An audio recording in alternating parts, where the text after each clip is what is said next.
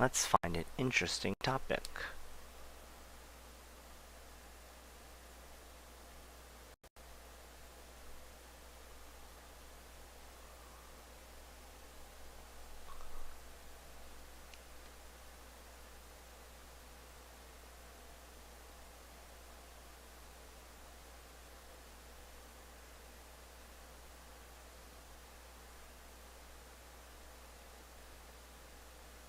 Hmm.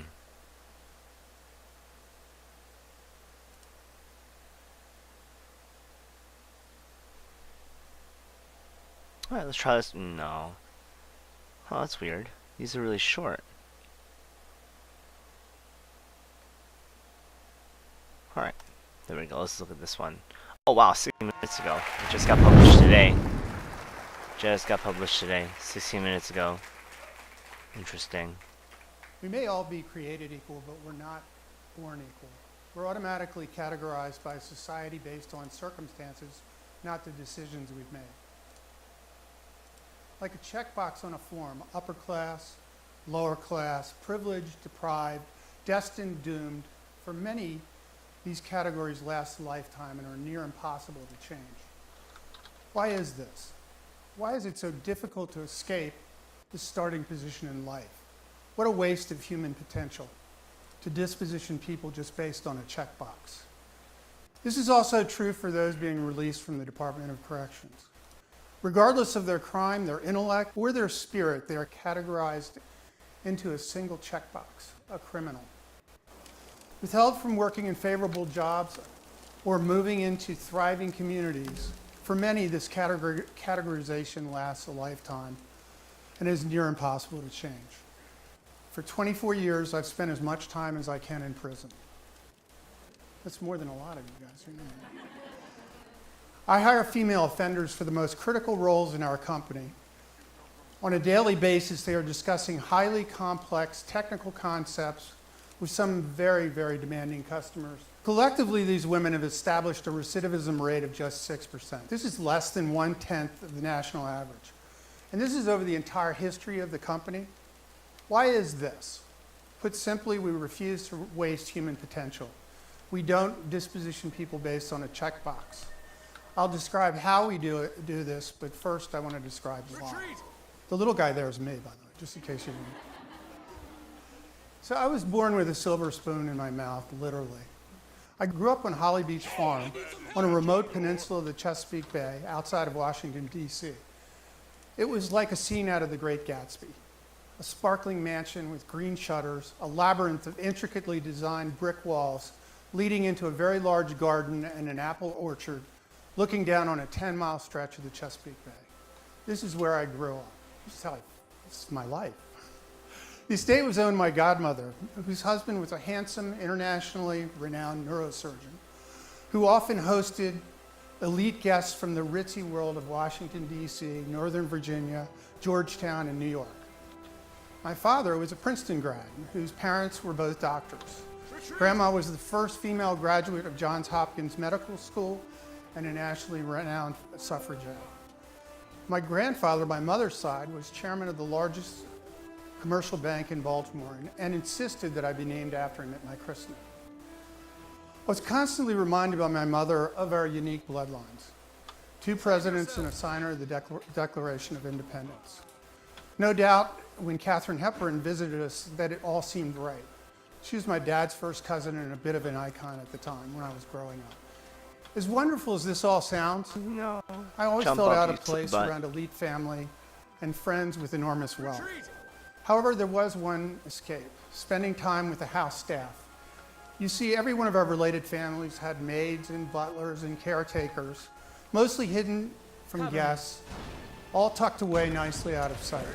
These people didn't look like my family, but I sure felt like they were part of my family.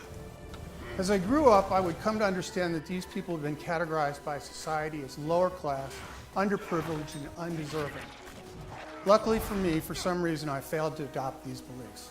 I felt myself whenever I was around them. Growing into adulthood, I started building my own family, some of whom are here today. I tried to be the best representative of the upper middle class WASP culture I was born into. I started my career as a marketing rep for IBM, subsequently running my own company. But something never felt quite right. I felt as though I had misperceived my role in the world. I belonged to the finest clubs and lived in the best neighborhoods, but always feeling a little out of place everywhere I went. Until 1995. I was in my 40s in between careers. I liked high-tech stuff. I liked sales and marketing. I ran into a guy who said he had an offer I couldn't refuse. He took me to a downtown Phoenix, to an old Best Western hotel, which had been converted to a prison complete with razor wire all around it. He led me into the prison through a little sally port into an internal courtyard. Inside the courtyard, there was a trailer. You know the kind of trailer you see in a shipping yard. Inside the trailer was the makings of a call center, all staffed with felons. There were 5 part-time callers, 2 part-time partners, a part-time supervisor, and a 486 PC, and no paying customers. Not a single paying customer. And I turned to him and I said, wow, this is a really great idea.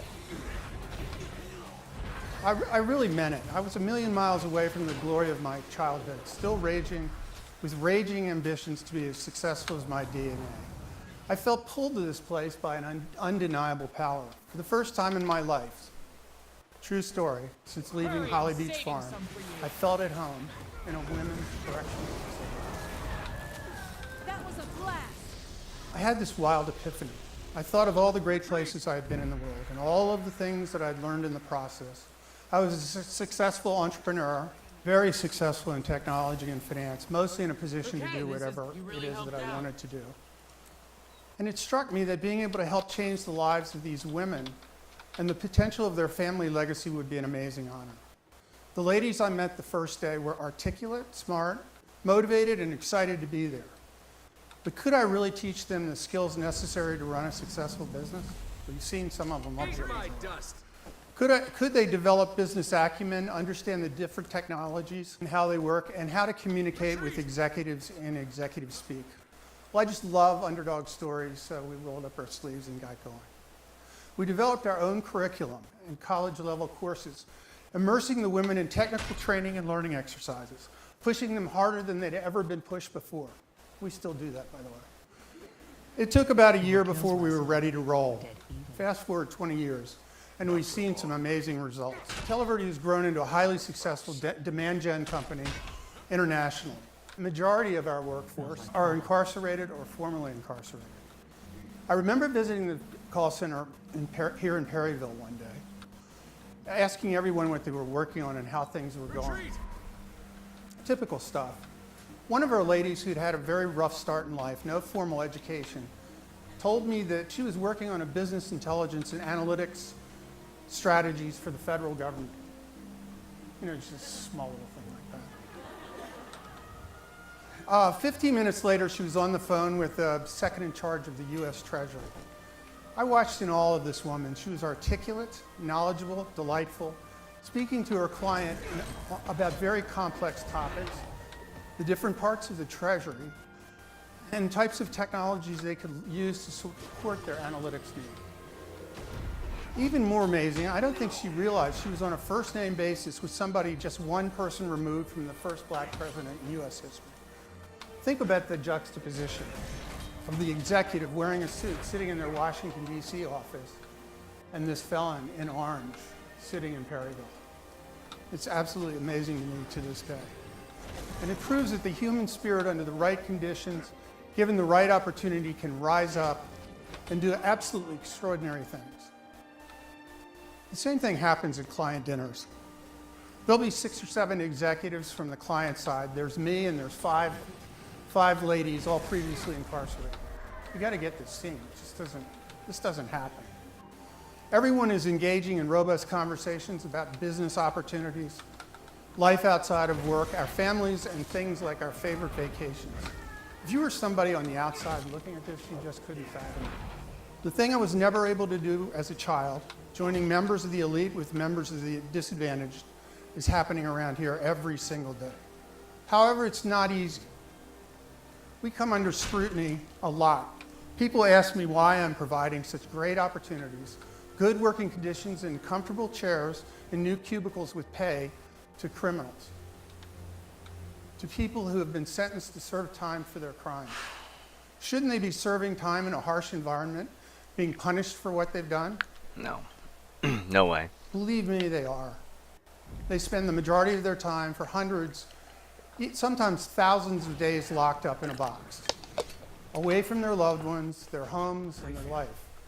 In the last place any one of us would want to be. But I think crime and punishment in our society at all levels is undergoing evolution. In the last 30 years, punishment has changed more towards correction, but it has farther to go.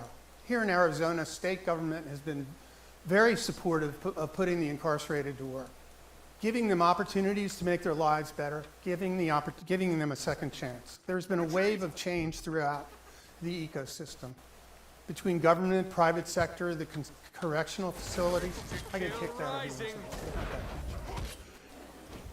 Understanding that people are human and having empathy for what it is that we're trying to do. People ask me why not hire candidates on the outside with a clean record. Honestly, the people outside find it difficult to learn our jobs the way we teach it and to become competitive in the job. They struggle to reach the advanced level that they need to achieve. It's not a question of ability, it's a question of focus. We really have a captive audience here.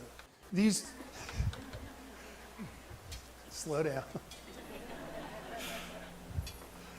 The ladies have proven that if you motivate people, if you give them the things that they need, if you train them properly and create an environment to consume what you're teaching them, that they will grow and adapt and achieve things that no one would have ever expected them to be able to do. Do I prefer hiring felons? I prefer hiring winners.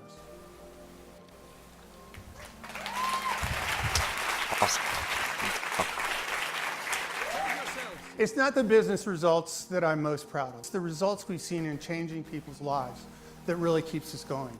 Many of the women who come to work here haven't had a professional job before.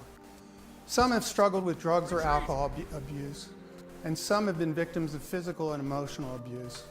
Seeing them go through the process of overcoming their loss of self-esteem and re-engaging with their desire to build a meaningful life, that's powerful stuff. It takes real courage to face down your demons, admit your mistakes, and become all that you can become. There are several amazing women in this crowd who've done just that.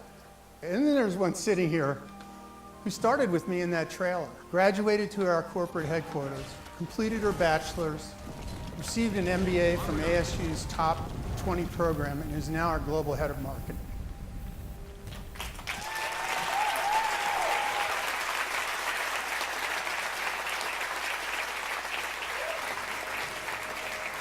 Her kids are grown and successful. 2 of them are here, actually, and her husband. And one of them works at our company, too, a real child of the business. Over the last 2 decades, I consider it a real privilege of my life to play a part in helping hundreds of women turn their lives around and build a real legacy for their family. The United States has taken a very firm stance against crime. The result is the largest population of incarcerated people in the world. I believe we can all rethink how we look at those who are incarcerated. Discarding people for the rest of their lives based on a decision they made in the worst day of their life is such a waste of human potential.